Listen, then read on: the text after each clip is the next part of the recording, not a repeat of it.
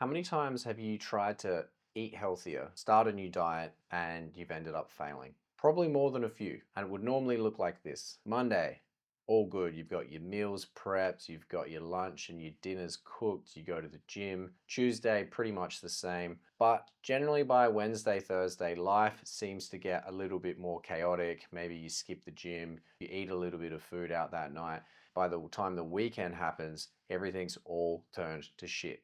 And then it feels like you failed yourself once again. But the real problem isn't that you failed. The real problem is that you've tried to take on too much all at once. And the fix is actually a lot more simple than you think. So the main problem that we have when we're trying to diet, eat healthier, or go on what I like to call a health food journey is that we try to take on everything all at once. New breakfast, new lunch, new dinner, new snacks, new supplements, new gym routine. Oh my God. It is a lot to handle. We generally get the idea that we're going to clean up our act on a Sunday when we're feeling refreshed and motivated. But if we rely on our motivation from Sunday to keep us on the straight and narrow all week with our healthy choices and decisions, then we're kind of asking for a bit of a disaster because the week is going to be a lot more chaotic than we think on Sunday. So the problem isn't that you set yourself a goal to eat healthier. It's that you've set yourself a really ambitious goal that you want to change every single part of your life all at once. It's really, really stressful for your mental and your physical system. It's going to freak out if you just change everything. So no wonder you can't stick to it. I have a solution for you. Don't try so hard. I know, easy, but it actually works.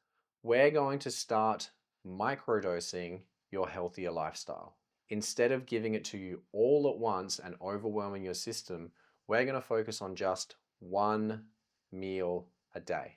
If we can focus on dialing in that one meal every single day for a few months, I can guarantee you we're going to move the needle in the right direction. So, which meal are we going to focus on? Well, you could do whatever you want. I'm not your dad, but if you had any sense about you, you would make sure that you focused on the first meal of your day.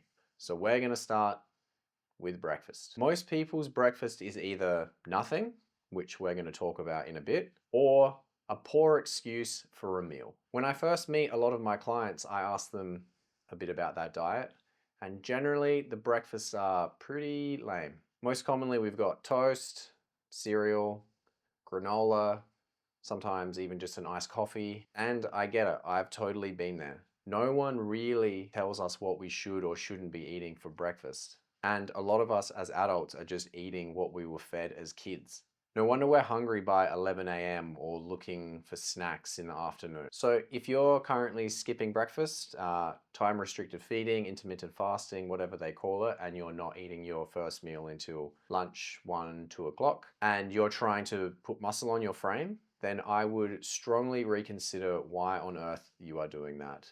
Have a little dig deeper into the research and what's going on, but I think you're probably going to find it really, really challenging if you're going to be eating in that smaller window, because for you to get enough calories is going to be really tricky. If you're looking at losing fat, then time restricted feeding, skipping breakfast could actually be an okay thing for you, but you still need to focus on that first meal of your day, your lunch, to be a good one.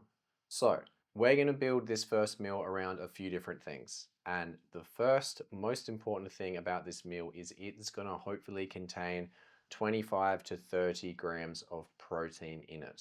Okay, Joel, why do we do this? It seems like everyone is talking about protein and putting protein in iced coffee and Doritos and all crazy crap. We do this for a couple reasons. Protein is going to help repair and rebuild any kind of muscle tissue in our body. So it's just not about getting jacked in the gym. All of our organs, our brain, our stomach, our digestive system, they are all made out of muscle as well. And so they are constantly in need of repairing. And if you're not getting enough protein in your day, you are doing yourself a disservice because your body is eventually going to break down. And the second reason is it's going to be a hell of a lot more filling to have 30 grams of protein in your breakfast than just a straight carbohydrate or a straight fat breakfast. It's going to keep you fuller for longer. And this in turn is going to have you not searching for those things at about 2, 3 o'clock in the day, that little sugar hit to keep you full. Because you're still going to be riding that wave from breakfast, you have your lunch, you're going to be nice and satisfied for the rest of the day. Then, if we can, we're going to try and get a solid amount of fiber in our breakfast because a lot of us are lacking in how much fiber we consume. So we're going to get our fiber through fruits, vegetables, or whole grains.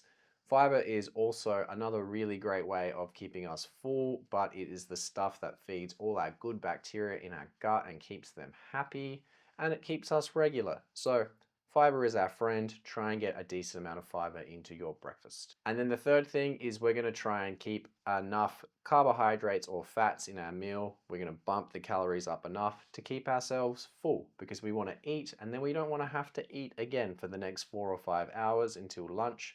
So depending on the style that you like to eat, you can either bump your carbohydrates up or bump your fats up. As for me, I've had the same breakfast for the last 2 or 3 years, and I know it might sound boring, but you can chop and change things a little bit. I just love the way that makes me feel. I always feel nice and steady, calm, energized. It digests well.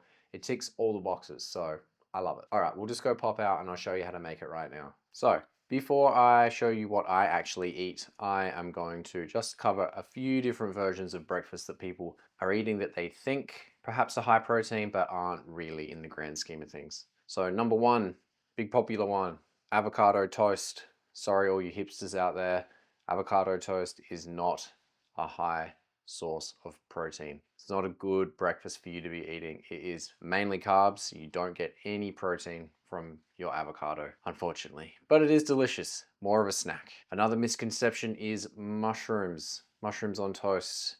I don't know why, because maybe mushrooms have a bit of a meaty consistency. They are not a good source of protein. You'll see them on a lot of menus, on the vegan menus. Choose your protein and mushrooms is there. That's wrong. A good old bowl of oats. Sweet. Oats are amazing. Very, very filling, full of carbohydrates, keep you full for a decent amount of time, but as a protein source, not really that great. Unless you're supplementing your oats with a protein powder or something else like that, just a bowl of oats is not going to help you build muscle and repair your body in the way that it needs to. Peanut butter on toast. Amazing food, great snack. Peanut butter has protein in it, but it has more fat than it has protein, and it has more calories than it has protein. So not the greatest source of protein if you're looking at trying to trim down. Maybe rethink that one and just keep that one for a snack instead. Smoothies, amazing. You're gonna get tons of fiber in you, but unless you're putting high protein foods inside your smoothies, it is just really gonna be a bit of a little morning snack. Sugary, tastes delicious, but you're going to be hungry in a couple hours. I can tell you that one. And then one that I think a lot of people think is a very high protein breakfast is eggs on toast. Typically, most people won't be having more than 2 eggs, which that and your bread, you're barely going to be getting 15 grams of protein. So if you want to have a breakfast that is higher in protein, you're going to have to bump those eggs up, which I don't really have eggs, but if that's your thing, consider having more eggs than you would normally. So none of these foods are bad. I eat this stuff all the time. I just don't have it as my big main source of protein to start my day. Without further ado, I will just show you what I have for my breakfast. Spin you down. All right, so first things first, you're gonna need to get yourself a jar. The main component, we have oats. I'm just shy of half a cup here. My protein source. I have plain pea protein. This is about 30 grams. Chuck that one in. You have whatever protein powder works for you. If you are vegetarian, you can have a whey protein. If you're vegan, find a pea protein, a brown rice protein. I just like to get the plain protein powder from like a Whole Foods store, but you could get a pre-packaged version that already has a sweetener in it. And because I just have the plain version, I generally put a little bit of stevia in there. So get yourself a spoon. The next things we want to put in there is some ground flax. I like to put about a tablespoon. Then we also have some psyllium husk. This isn't super necessary. I just like to put it in because I like the consistency of it. We'll go about a tablespoon. Nice. And then today, my flavor profile is going to be pretty much the same as it has been for the last couple months. We got cinnamon, so just give yourself a little. Oh, that's a bit much. That's okay. We love cinnamon. I also have ginger powder. It's winter here and it is friggin' cold. And so I think this will help with my immunity and I like the flavor. Yum. Then we also have a little bit of cardamom. This stuff is super intense, so like you really only want like a tiny little pinch. Great. Then we'll go in with our blueberries. These are frozen. They will thaw by the time you eat them, unless you eat this right now. Cool. And then as I was saying before, I put a little bit of, ooh, brand new one. A little bit of stevia in, a few little squeezes, just to bring the sweetness up. Feel free, you can put in maple syrup. If you eat honey, feel free to put honey in. Sweeten it with dates. Don't use sugar. Cool. As well as that, I like to sometimes put, if I'm not going to have it another time, I just like to put my creatine in. So I just put like 1 scoop of creatine in here, and then I'm on my way. I don't have to remember it later. Here's a little pro tip. I like to do a little mix first. This is going to make some noise.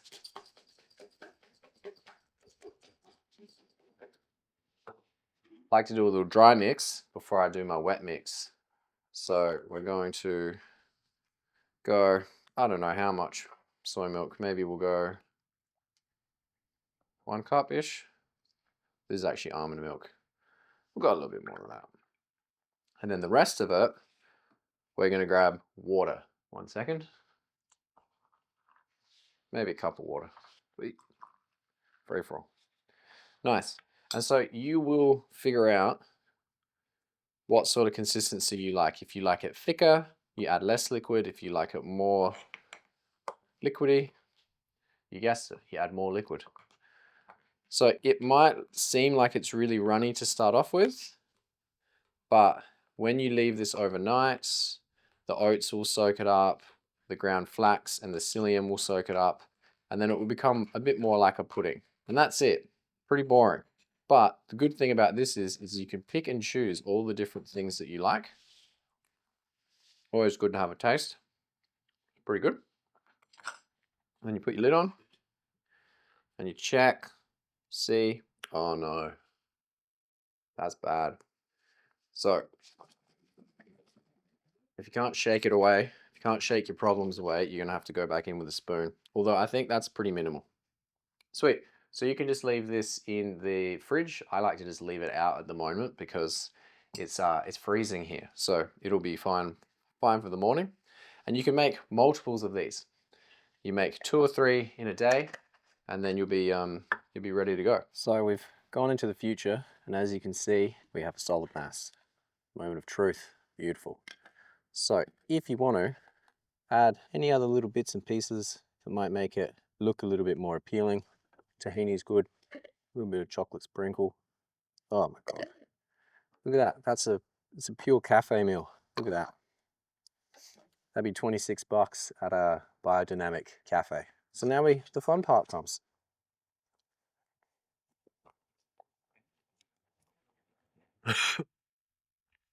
Chocolate dust in my throat. Other than that, amazing. Don't forget to chew. You always have to chew your food. Every time. I'll normally make that the night before while I'm cooking dinner. Takes me like 3 minutes. I can come home, I can heat it back up if I need to, or I can just eat it cold. So completely up to you.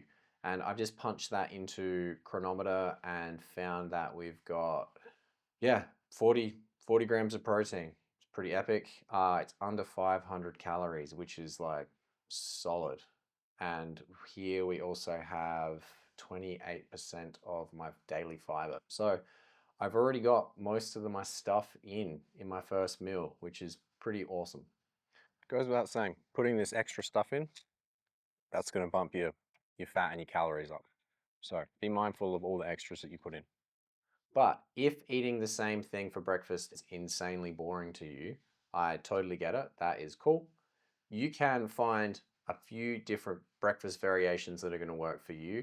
The easiest way with the overnight oats is just to change the flavors up. You can pick and choose your fruits every single day. You can change the spices and the different things like that. So experiment with it a little bit. You'll figure out what works for you.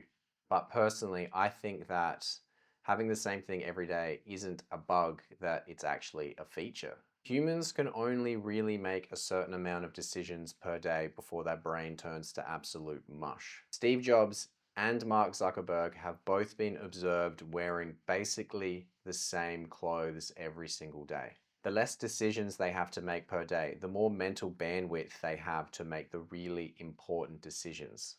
And so we're going to do exactly the same thing with our breakfast. Healthy eating isn't about making better decisions every day. It's about removing the need to make the decision entirely. So once we have this meal locked in day after day, we'll start to reap the rewards. We know that every single day we're going to finish our breakfast and we're going to be satisfied. Not feeling hyperactive from a bowl of sugary muesli, not feeling hungry still after some Vegemite toast, just full and ready to take on the day, with a feeling of steady energy that will keep us going for 4 or 5 hours at least. Dialing our breakfast in, I think, is really similar to when we train first thing in the morning. We're front loading this good stuff in the first section of the day. When we do this, we start to feel better. We embody the personality of a healthy person, and we're much more likely to keep that personality or mentality going for the rest of the day.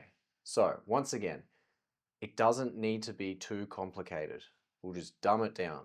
And it doesn't need to be overnight oats. It could be any breakfast of your choice that you find really easy and delicious to make.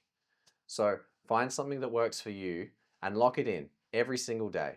No thinking about it, it's just automatic. You just wake up and that is what you're eating. Maybe on the weekends you have something different, but for your work week, we want to keep it dialed. Then, once we have that all sorted out, we can look at the next meal. And perhaps that next meal for you would be lunch, it could be dinner. But I want you to think of this concept of little microdoses, these baby steps. Stop trying to take these giant leaps and change everything in your life. You want to keep your life as close to as possible as what you already have. And then we want to make these small adjustments just day after day, week after week, until before you even know it, you're eating healthier and you're not actually on a diet, because diets do not work. They're the worst. Get rid of them.